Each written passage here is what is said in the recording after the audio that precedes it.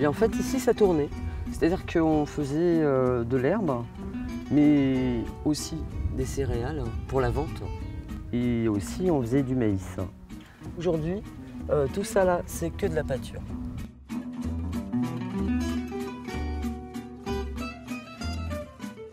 Nous, on était arrivés à un système conventionnel qui ne nous satisfaisait plus finalement. Les vaches, elles produisent plein, ouais. Mais on est dépendant des tourteaux, avec une conjoncture laitière qui n'était pas bonne, ce qui veut dire qu'on produisait quasiment pour rien. Les étapes à franchir sont déjà pour nous, ça a été de réimplanter tout en herbe. La première des étapes, finalement, ça a été le pâturage. Ça a été d'apprendre à gérer le pâturage autrement. Plus raisonner en surface, mais raisonner aux besoins journaliers pour le troupeau laitier, avec la découpe qui correspond à une taille de 100 vaches. Donc voici Lipstick, c'est une jarsiaise, et c'est avec cette race que nous croisons les vaches noires et blanches, les Holstein. Pour diminuer le gabarit, elles ont une aptitude au pâturage qui est plus intéressante. Voilà, le fait de croiser, ça rustifie le troupeau. Ça c'est 22-22. C'est une chouchoute. C'est une starlet, quoi. Leader des caresses, ouais. Ouais, c'est ça. Ouais. C'est extrêmement perturbant la période de conversion, notamment sur l'état des vaches. C'est compliqué. Il y a un moment de doute où on se dit elles maigrissent, et on ne sait plus très bien si on va gérer l'amaigrissement, quoi. Donc on apprend ça. On nous rassure aussi. Et ça, les autres éleveurs le disent bien, faut pas paniquer, quoi. Aujourd'hui, on le vit mieux. Nous avons choisi de passer en agriculture biologique parce que notre ferme s'y prêtait très bien. Le parcellaire est très groupé, donc ça nous orientait vers le système pâturant. Il a fallu refaire beaucoup de clôtures. Je crois qu'on a installé 18 km de clôture.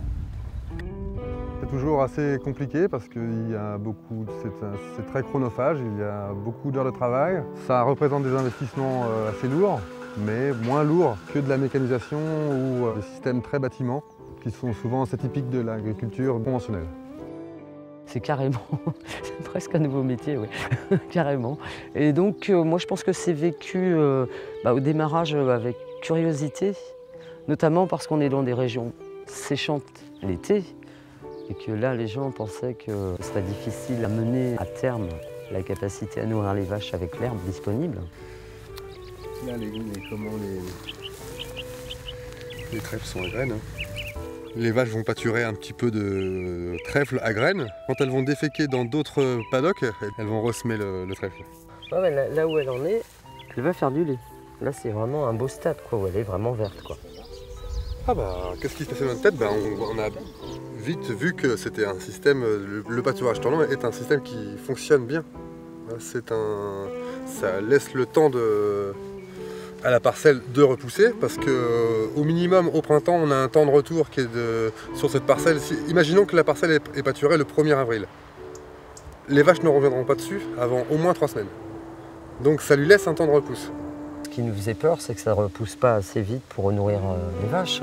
Et en fait, dans la pratique, si on a suffisamment de paddock, même effectivement en période séchante, on arrive encore à pâturer, quoi.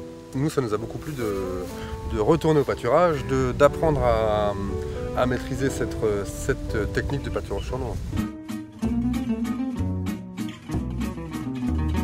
C'est un virage énorme. Là, pour le coup, il faut être accompagné. Techniquement, il faut être accompagné. On n'avait pas ce système en tête, quoi. C'est pas ce qu'on nous a appris à l'école, tout simplement. Avec ce système, oui, les vaches se portent plutôt mieux. Et puis, elles produisent quand même un peu moins. Pour l'instant, c'est la mise en place, donc c'est pas encore évident. Mais à terme, bien sûr, ouais. Je pense que la rentabilité sera forcément meilleure.